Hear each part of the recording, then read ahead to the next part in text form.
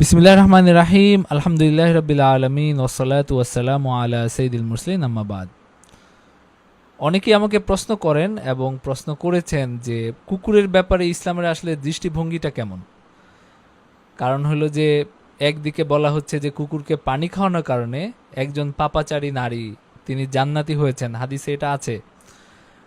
এবং এরকমও বলা হচ্ছে যে কুকুরকে শয়তানের সাথে তুলনা করা হয়েছে, কুকুর পালতে নিষেধ করা হয়েছে। তাহলে সঠিক অবস্থানটা কি? তো এখানে একটা বিষয় দেখেন যে আল্লাহর সৃষ্টি হিসাবে সব প্রাণী আমাদের এহসান পাওয়ার হকদার। সব প্রাণীর সাথে আমাদের ভালো আচরণ করতে হবে, এটা আমাদের দায়িত্ব। যে কোনো, এমনকি একটা শূকরের সাথেও ভালো আচরণ করতে হবে। একটা শূকরকেও কষ্ট দেওয়ার কোনো সুযোগ ইসলামে নাই। এবং একটা শূকরকে কষ্ট দেওয়ার কারণেও মানুষ জাহান্নামী হতে পারে। যেমন একটা বিড়ালকে খাবার খেতে না দিয়ে মেরে ফেলার কারণে, কষ্ট দেওয়ার কারণে একজন বনি ইসরায়েলের একজন নারী জাহান্নামী হয়েছে, একইভাবে একটা কুকুরকে কষ্ট দেওয়ার কারণে, একটা শূকরকে কষ্ট দেওয়ার কারণেও একজন মানুষ বা একজন মুসলমান সে জাহান্নামী হতে পারে। তো সুতরাং আল্লাহর সৃষ্টি হিসাবে প্রত্যেকটা সৃষ্টি আমাদের ভালো আচরণ পাওয়ার এবং আমাদের উত্তম আচরণ পাওয়ার। সে কোনো বিপদে পড়লে তার পাশে দাঁড়ানো, তাকে খাবার খাওয়ানো, তাকে যথাসাধ্য ভালো রাখার চেষ্টা করা, এটা আমাদের দায়িত্ব। এবং এইখানে কুকুর বিড়ালের মধ্যে কোনো পার্থক্য নাই। একটা টিয়া পাখি আর কুকুরের মধ্যে কোনো পার্থক্য নাই। বরং কুকুরকে খাওয়ালে, তার সাথে ভালো আচরণ করলে যেমন আল্লাহ খুশি হন, শূকরকে খাওয়ালে তার সাথে ভালো আচরণ করলে আল্লাহ খুশি হন। একটা বিড়ালকে খাওয়ালে তার সাথে ভালো আচরণ করলেও আল্লাহ তাআলা খুশি হন। নবীজি সাল্লাল্লাহু আলাইহি ওয়াসাল্লাম বলেন যে আর রাহিমুনা ইয়ারহামুহুমুর রহমান, যারা দয়াকারী তাদের উপর আল্লাহ দয়া করেন। মানে রহমান যিনি দয়াময়, তিনি দয়াকারীদের উপর দয়া করেন। এবং নবীজি সাল্লাল্লাহু আলাইহি ওয়াসাল্লাম নির্দেশ দিয়ে বলছেন ইরহামু মান ফিল আরদ, জমিনে যত কিছু আছে, যত মানুষ, যত জীবজন্তু, যত পোকামাকড়, এমনকি যত কিছু আছে সব কিছুর উপর তোমরা দয়া করো। যিনি আকাশে আছেন তিনি তোমাদের উপর দয়া করবেন, মানে তার দয়া তোমরা লাভ করার যোগ্য হবা যদি তোমরা দুনিয়ার যেই প্রাণী পশু পাখিগুলো আছে তাদের প্রতি যদি তোমরা দয়া করো। এমনকি কোনো প্রাণী যদি ক্ষতিকর হয়, হিংস্র হয়, যেমন অনেক সময় কুকুর পাগল হয়, এবং যে বন্য জন্তুগুলো আছে বা যেগুলো মানুষের পশু পাখি নিয়ে যায়, গৃহপালিত পশু পাখি নিয়ে যায়, যেমন বন বিড়াল আছে, তারপরে হলো শেয়াল আছে, তারপরে ইঁদুর, চিকা, যেগুলো আমাদের বিভিন্নভাবে ক্ষতি করে বা আমাদের জিনিসপত্র কেটে নষ্ট করে, যে প্রাণীগুলো আছে, এই প্রাণীগুলো মেরে ফেলা জায়েজ, কিন্তু এই প্রাণীগুলোকে কিন্তু কষ্ট দেওয়াটা জায়েজ নাই।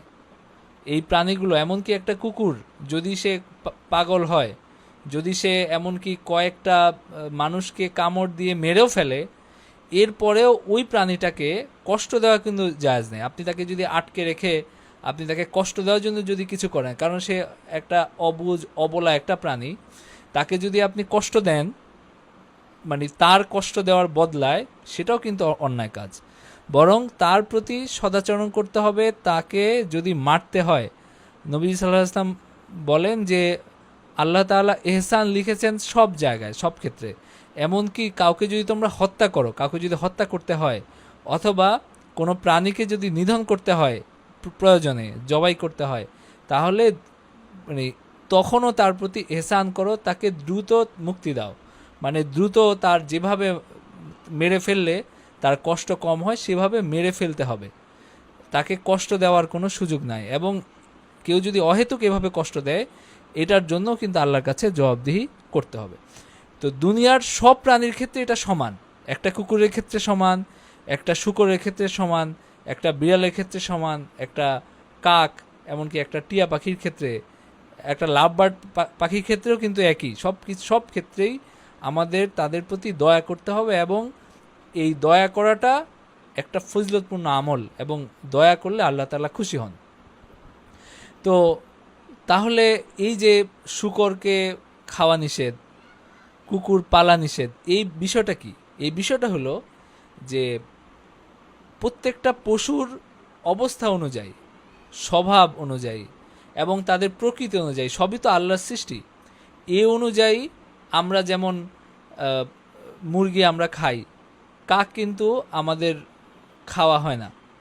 একইভাবে গরু আমরা খাই, কিন্তু শূকর কিন্তু খাওয়া হয় না। শূকরের খাবার হলো প্রধানত ময়লা, এবং এরা ময়লা খেয়ে বেঁচে থাকে এবং অনেক ধরনের নাপাক জিনিসও এরা খায়। তো এই সব কারণে এবং আল্লাহ তাআলার সৃষ্টি হিসাবে তিনি এদের যে খাবার, এদের যে জীবনাচরণ, এদের যে প্রকৃতি, সেটা আমাদের মধ্যে প্রভাব বিস্তার করবে দেখে এটাকে নিষিদ্ধ করেছেন এই জিনিসটা খাওয়া, যেমন শূকরের ক্ষেত্রে। একইভাবে কুকুরের যেই বিষয় আছে, যেমন কুকুর আল্লাহরই সৃষ্টি এবং কুকুর আপনার রাস্তাঘাটে থাকবে, তার প্রতি ভালো আচরণ করতে হবে, এটাও ঠিক। কিন্তু আপনি যদি তাকে ঘরে এনে একটা গৃহপালিত পশু হিসাবে গ্রহণ করেন এবং মাখামাখি করেন তার সাথে, তাহলে তার মুখের লালার সাথে যে রোগ জীবাণু আছে, নাপাকি আছে, সেটার কারণে আপনার ক্ষতি হবে। আল্লাহ তাআলা বলছেন, বা আল্লাহ তাআলার নির্দেশনা বা ইসলামের নির্দেশনা হলো সেটা আপনার জন্য ক্ষতিকর।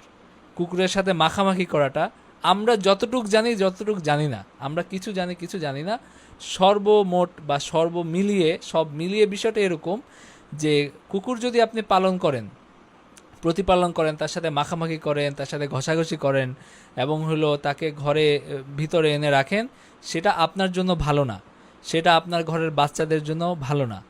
এবং কুকুরের যে স্বভাব, সে যেই সমস্ত জিনিসপত্র সে খায় এবং তার যে জীবনাচরণ, তার যে জীবনযাপনের যে পদ্ধতি, এগুলো আমাদের ঘরের পরিবেশের জন্য ভালো না। যেই কারণে হাদিসে এটা আছে যে ঘরে কুকুর থাকলে সেই ঘরে ফেরেশতা প্রবেশ করে না, এরকম আছে। কারণ মানে এটার বিষয়টা কি? বিষয়টা কিন্তু ফেরেশতারা নাপাক জায়গায় আসে না।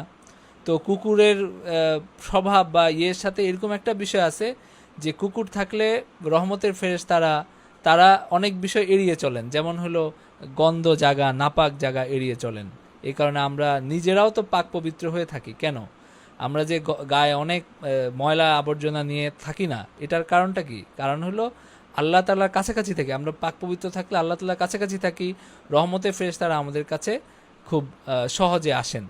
তো বিষয়টা আসলে এই ধরনের আর কি, যে আপনি একটা তেলাপোকা থেকে শুরু করে, একটা ছাড় পোকা থেকে শুরু করে সব কিছু আল্লাহর সৃষ্টি, এবং বিনা কারণে কষ্ট দেওয়া জায়েজ নাই, এবং সব পোকামাকড় সহ সব পশু পাখির উপর এহসান করতে হবে, এটা আমাদের দায়িত্ব। কিন্তু তাদের যে প্রকৃতি, তাদের যে জীবনযাপন, তাদের যে খাওয়া দাওয়া, এই সব কিছু অনুযায়ী কিছু বিধিবিধান আছে যেগুলো আমাদের প্রতিপালন করতে হয়।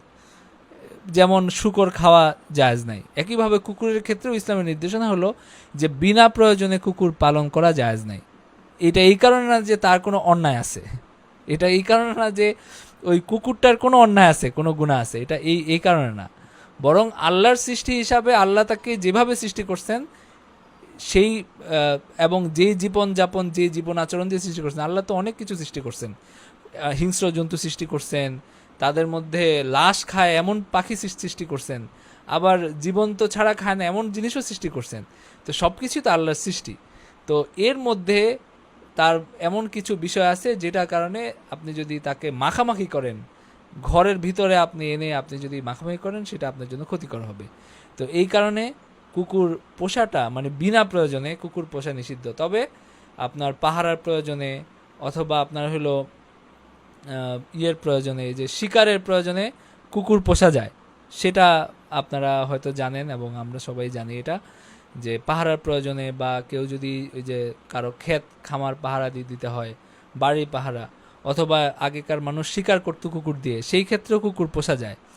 এবং আমরা বলতে পারি যে কুকুরের যে শরীর, অনেকে মনে করে নাপাক, আসলে কুকুরের শরীর নাপাক না, কুকুরের লালাটা নাপাক। কুকুর যদি মুখ দিয়ে খায় সেটা নাপাক হয়, এমনিতে কুকুরের শরীর পাক, মানে গায়ে লাগলে আপনার শরীর নাপাক হয়ে যাবে এরকম না। তো যাই হোক, অনেকে এই বিষয়টা জানতে চান, তো আশা করি আপনাদের কাছে বিষয়টা ক্লিয়ার হয়েছে। আর যদি কোনো প্রশ্ন থাকে কমেন্টে লিখুন, ইনশাল্লাহ আমি কমেন্টে জবাব দেবো বা পরে কোনো ভিডিওতে জবাব দেবো। ওয়া আখিরু দাওয়ানা আনিল হামদুলিল্লাহি রাব্বিল আলামিন।